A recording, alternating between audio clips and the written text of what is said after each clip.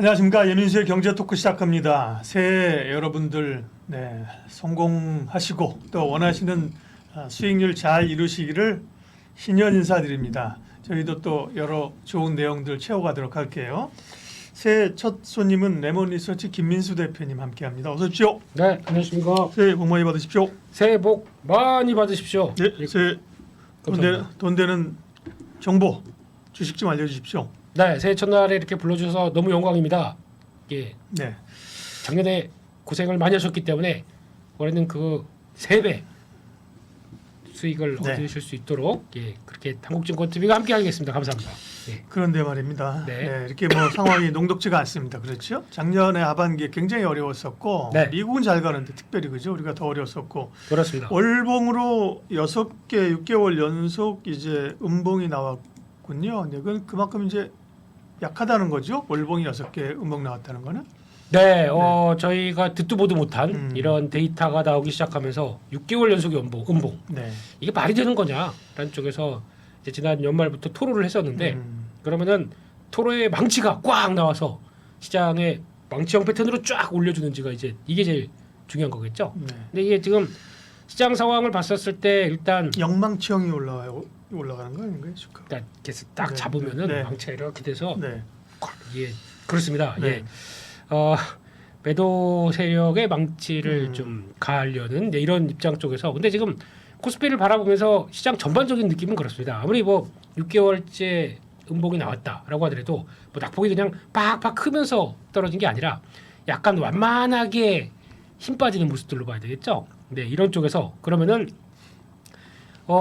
보통 어떤 과거의 어떤 빅 이벤트들 그래서 생각보다 시장을 교란시켰던 아주 큰 요인들이 없이는 6개월째 음봉은 말이 안 되는 거 아니냐. 그러면 이제 다음 달부터는 돌아가야 된다라는 네. 쪽들 그리고 또 데이터 중에 그게 있습니다. 또 잘 아시는 저희가 짝수에는 안 좋고 홀수에는 좋고 이런 거 그런 코로나가 있었던 때가 우리가 코로나19라고 하지만 사실 2020년 초반이었거든요. 네. 비교 인식된. 그때도 월봉으로는 결과적으로 네. 음봉이 3개밖에 안 떨어졌어요. 그죠? 그렇죠. 물론 이제 세 번째는 충격이 굉장히 컸었고 돌리긴 했지만 어쨌든 기준으로 보면 그렇죠. 그러면 지금 어떤 그런 금융위기나 코로나 위기는 아닌데도 불구하고 그렇죠. 상당히 취약하다. 네. 그렇죠. 예. 근데 거기가 그러니까 원래 제가 작년 같은 경우도 느낌상으로는 한 12월 초부터 약간 2,500선에서 탁 돌면서 그래서 이제 6개월 음봉은 좀 심했지라고 돌리기 시작하다가 그때 이제 여러 가지 변화가 나온 게 정치적 리스크였지 않습니까? 네. 그럼 그게 이제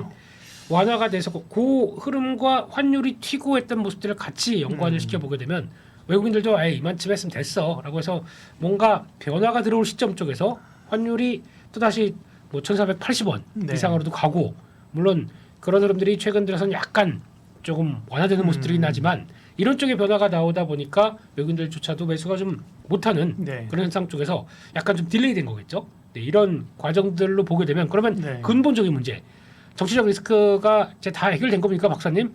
네. 예, 해결됐답니다. 우리 네. 박사님께서 정치학 박사. 되는 과정으로 이제 가는 거죠. 네. 네, 근데 네. 예상한 것보다 이렇게 착착착 시간은 걸리는 진행이 거죠. 예. 되는 것 같지는 않아가지고. 네. 근데 물론 정치 얘기를 네. 하면 한도 끝도 없고 저는 정치학 전공이 박사님한테 아닙니다. 예. 아니십니까? 네. 근데 왜 이렇게 잘하시는? 예, 네. 그래서 요런 관계된 네. 쪽들은 저희가 이제 누가 아니면 뭐가 이렇게 얘기하는 것보다 이게 돼야 된다 저게 돼야 된다보다 안정이 중요하겠죠. 네, 그런 관점 쪽에서 그런 안정의 변화를 가져가는지와 함께 환율이 안정받는 모습들 이것까지 감안을 하게 되면 일단 서서히 시장의 변화가 나올 것이다라는 쪽에서는 무게를 둘 수 있겠죠. 그래서 그런 흐름들이 어떤 환율과 함께 나오는 변화를 또 보셔야 되는데 또 하나 중요한 거는 지금 같은 시점 쪽에서 미국 시장 이것도 이제 좀 눈길이 가야 될 것 같아요. 네. 지금 미국 시장은 작년에 그렇게 많이 오르다 보니까 나스닥 고점에서 좀 흔들리죠. 그렇죠. 나스닥 기준으로 한 30% 이상 올라오고 그러니까 작년에 그러니까 미국 사람들은 기분이 되게 좋아요. 작년 같은 경우 그러니까 돈 많이 벌었으니까 가계에 갖춰본 소득들도 오히려 주식시장의 상승분과 함께 금리가 올랐음에도 불구하고 심리적으로는 넉넉한 모습들 이게 이제 소비 심리 쪽으로도 반영되는 과정들로 나오는데 그럼에도 불구하고 일단 시장은 많이 오르다 보니까 차익 매물에 대한 부담감이 나올 수밖에 없겠죠. 그래서 짧게는 한국은 많이 빠졌으니까 돌아가려고 시도하는데 미국 시장이 막상 조정이 나온다. 그러면 이게 미국 시장 조정 때문에 그럼 이제 우리 올라야죠. 그래야 되는데 네. 미국이 조정받을 때 한국이 올라간다. 이게 또 만만치 않은 것 같아요. 그럴 수도 있죠. 네, 그랬으면 정말 좋겠습니다. 네, 저도. 네, 네. 네, 근데 사람의 이게 매수 버튼이 미국이 오늘 아침에 한 1.5% 빠졌습니다. 그런 쪽에서 한국 시장이 개파락하니까 개파락은 당연히 매수해야지 네. 떡 들어갈 수 있는 게 이게 또 완만. 그러니까 단기적으로는 그런데 네. 말씀하신 것처럼 단기적으로는 그런데 이제 좀 올해는 우리 주식시장이 올라가면서 미국 주식시장이랑 좀 디커플링 될 때가 됐죠. 예. 그렇게 네. 몰아가야 되는 갑니다. 거죠. 예. 네, 그렇게 가는 건데 중요한 거는 그렇게 되기 위해서 이제 그래도 가장 중요한 게 우호적인 매크로 지표가 제일 중요할 것 같습니다. 그렇죠. 네, 그렇게 되면은 달러가 꺾이는 시점과 그리고 또 금리가 4.6가 있으면은 미국도 마찬가지고 저희도 바라보는 게 뭔가 부담스럽죠. 그러다 보니까 시장에서도 그러니까 뭐 무슨 코스닥 쪽에서도 종목들의 움직임들이 약간 바이오가 못 가고 2차전지가 못 가고 약간 주춤하면서 네. 다른 섹터들이 좀 더 강하다는 얘기는 아무래도 금리의 눈치를 볼 수밖에 없다는 것들도 하나의 반증이라고 봐야 될 것 같습니다. 종목 장세가 막 움직여도 네. 그래서 그런 쪽으로 보게 되면 매크로 지표의 완화가 나오면서 한국 증시도 이제 달러 강세가 꺾이면서 원화의 강세가 같이 오는 모습들 이것도 같이 연결을 시켜 본다라고 하게 되면 이것도 하나 좀 올 한 해 특히 이제 상반기 쪽에서 네. 계속 체크해야 될 요인들이 아닌가 싶습니다. 금리는 지금은 좀 부담스럽죠, 그죠? 네. 부담스럽다는 거는 생각만큼 못 내려가니까 시장이. 그런데 한편으로 보면 경기가 좋으니까 네, 금리를 덜 내려도 되는 거고요. 경기는 우리는 안 좋고 미국은 뭐 상당히 좋고요, 그죠? 네, 매크로 지표 말씀하셨으니까 물가는 조금 디스인플레이션이 되고 있는데 네. 최근에 유가는 안정인데 가스값이 그렇게 올라요, 그죠? 이런 것들이 조금 물가를 자극할 가능성도 미국의 또 관세 이런 것 때문에 영향이 조금 있어 보입니다, 그렇죠? 그런데 네. 아마 지금은 이제 겨울이고 또 날씨에 따라서 영향을 많이 받다 보니까 LNG 가격들이 뭐 오랜만에 한 4달러 때까지 올라오기 시작하면서 시장에서 또 여러 에너지 가격들에 대한 변화 얘기는 나온다고 하더라도 게다가 또 지금 우크라이나가 러시아 쪽 그 가스관을 이제 전달하는 역할을 안 하겠다라는 쪽으로 그러니까 라인이 되게 많습니다. 뭐 야말 뭐 근데 그것도 참 희한하더라고요. 네. 전쟁이 났으면 사실은 적대 국가인데 네. 기존의 가스관을 열려 있다는 거잖아요. 물론 이제 유럽 쪽에서 그죠? 그렇습니다. 야, 예. 그건 잠그면 공멸이야 다 죽어 그래서 아마 좀 열어놨었나 보죠, 그죠? 네. 네. 근데 왜 지금 이 얘기가 나냐면 네. 저는 개인적으로 종전을 가기 위해서 그렇죠, 그렇죠. 그런 거겠죠. 네. 서로 막판에. 그러기 위한 이제 하나의 카드로 쓰는 것 같아서 그렇죠. 예. 그럼 이제 유럽 쪽에서 야, 니네 좀 어떻게 좀 해봐 뭐 이런 예, 쪽도 같이 예. 연결되다 그렇게 보니까 이해해야죠. 예. 예 그런 쪽이긴 한데 이제 중요한 거는 네. 그럼 이제 그렇게 된다라고 했을 때 지금 당장의 관점은 저 북쪽에 있는 노르웨이나 아니면 저 밑에 이제 요르단부터 나오는 저 아랍에미리트 북 아프리카 쪽에서 이제 또 미국까지 다 이제 공급을 들어가기 시작한다라고 하게 되면 그런 것들도 또 하나의 변화 요인들이 되고 특히 미국 같은 경우는 LNG 우리가 꽉 잡겠어. 그러면서 이제 수출을 막 늘리려고 생산을 늘리려고 준비를 하고 있죠. 그렇게 되다 보니까 LNG 가격이 여기서 그냥 급하게 튀기는 미국 오히려 튀게 되면 미국이 제일 좋아할 걸요. 오히려 가격은 올라가는데 생산을 늘린다. 그러면 또 좋아할 수 있는 그러니까요. 상황들이 네. 되기 때문에 그런 것도 좀 같이 봐야 될 것 같습니다. 네. 그래서 네, 네. 우리 시장 그러면 좀 전망을 해보면 네, 연간 전망은 뭐 사실 어렵고요 지금 그죠? 네, 왜냐면 우리 경기가 내년에 1% 성장인데 뭐 아무리 정치적 리스크가 해결되고 좋아진다고 해도 뭐 성장률이 2% 중반 넘어가기 어려울 거 아니에요, 그죠? 경기도 어렵고 네, 조금 시야를 좁혀서 보면 네. 한 1월이나 1분기 정도 좁혀서 보게 되면 1월 효과 이런 거 기대할 수 없어요? 나오고 있고요. 네. 지금 나오고 있는 과정인 것 아, 같고. 네. 예, 근데 지금 주말하고 연말 사이에 고민을 많이 해봤는데 일단 지금 아예 많이 빠졌으니까 좀 돌아가라라고 하는 어떤 긍정적 마인드로 시장과 함께 같이 보게 되면 답이 안 나올 것 같습니다. 그러니까 이게 결론적으로는 시장에 대해서도 그랬던 하락했던 이유와 소외받았던 이유가 분명히 있었다라고 하게 되면 그게 해결되는 과정 쪽에서 시장의 지수와 반응이 나올 텐데 그걸 먼저 주목해서 보는 게 아니라 그러면 시장은 어떻게든 이제 한국 증시에 대해서 많이 위축이 됐었고 거기서 남았던 자금들이 수익률 게임이 벌어지는 과정들 생각을 한다 그러면은 이게 지수는 더 이상 빠지지만 말아라. 그냥 크게 그렇다고 오르기에는 또 여러 가지 산적한 문제들도 있다 네, 보니까 그렇죠. 그러면 이게 시장의 활발한 모습들은 섹터로 가겠다. 네. 예, 종목 장세가 가겠다. 지수가 물론 올라주면 좋지만 그죠? 네. 2,500, 600, 800 가지면 좋겠지만 그럴 환경이 아니라면 지수가 하락을 좀 멈춰준 상황에서 그죠? 네. 횡보하면서 종목 장세에 나오는 게 일단 좀 갈 수 있는 수순이다. 그렇게 생각을 하고 있고요. 네. 특히 그러면 코스닥이 좀 강하지 않습니까? 이제 그렇죠. 연초에도 1월 효과라는 게 그런 거잖아요. 그렇죠. 강한데 보통 보면은 코스닥이 강하게 되면 코스닥의 성격도 시가총액 상위 종목들 보게 되면 바이오, 2차 전지 이런 그렇죠. 종목들이 네. 안 갑니다. 안 가는데도 1% 이상 올라요. 소부장 그렇다니까. 이렇게 그런 거잖아요. 바이오 2차전지 소부장 그죠? 그렇죠, 그렇죠. 네. 예, 그런 것들이 전혀 못 가는데 이게 지수는 1% 오른다라는 얘기는 그러면 비중이 큰 시가총 그러니까 가중 방식이다 보니까 큰 종목들이 눌려 있는 가운데 나머지 종목들이 뭐 얘는 1% 빠지는데 얘는 3% 올라간다. 그럼 이것도 시장도 올라갈 수가 있는 거지 않습니까? 그렇기 때문에 그런 밑에 있지만 오히려 활발하게 종목들이 움직이면서 시장의 지수를 변화가 나오는 그러니까 작은 시청 규모가 작다 보니까 이런 게 더 활발하게 나올 수밖에 없는 네. 거죠.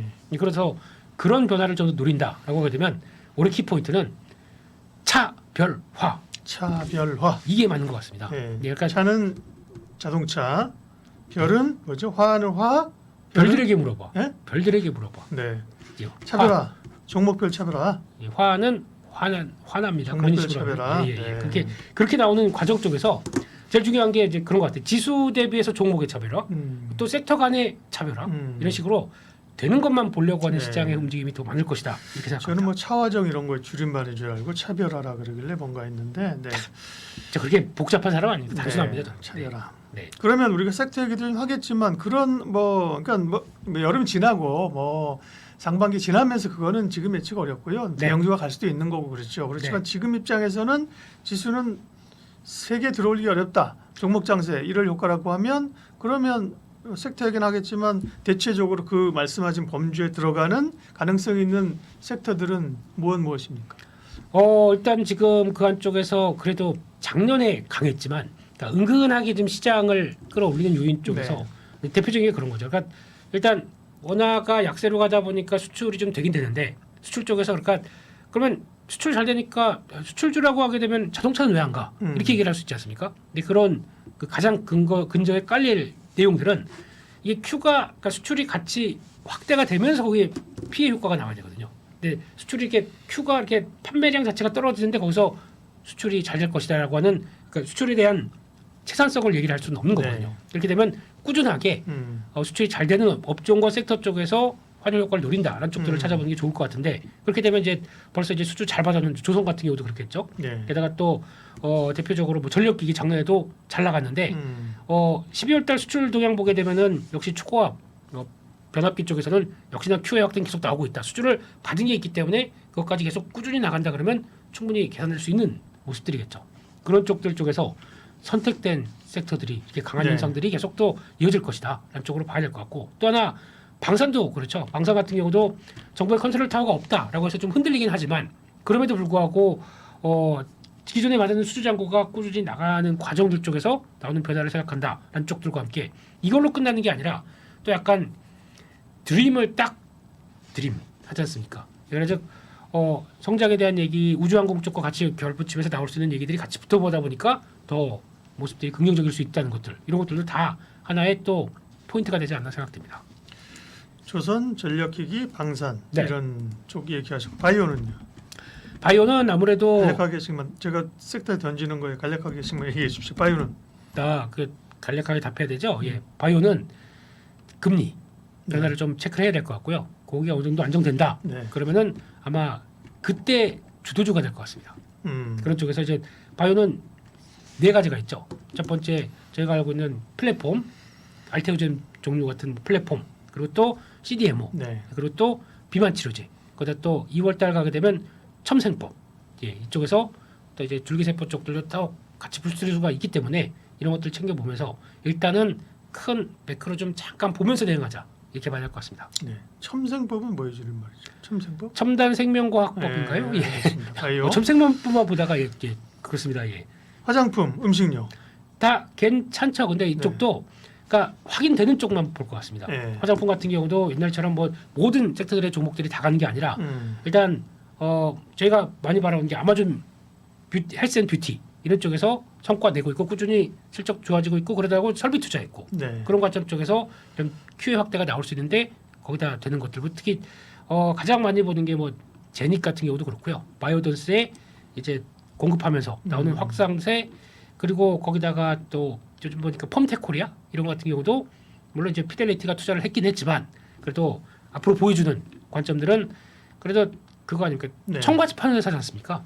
서부 시대에서 곡괭이 금을 캐러 가는데 곡괭이나 청바지를 만드는 회사 같은 용기를 만드는 회사라고 하게 되면 이런 건 용기를 내야죠. 네. 네. 다른 핵심 또 말씀하신 섹터는 섹터별로 얘기할 거니까 그런 거 빼고 제가 이제 시장에서 가능성이 있는 궁금한 거를 좀 여쭤보는 겁니다. 마지막으로 네. 금융주는요.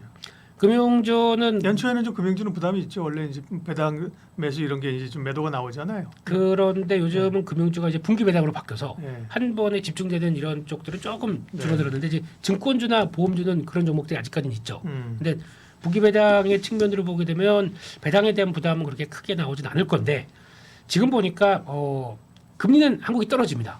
근데 약간 정책 금리를 통해서 지금 부동산을 규제를 하기 위해서 좀 높이 잡았었거든요.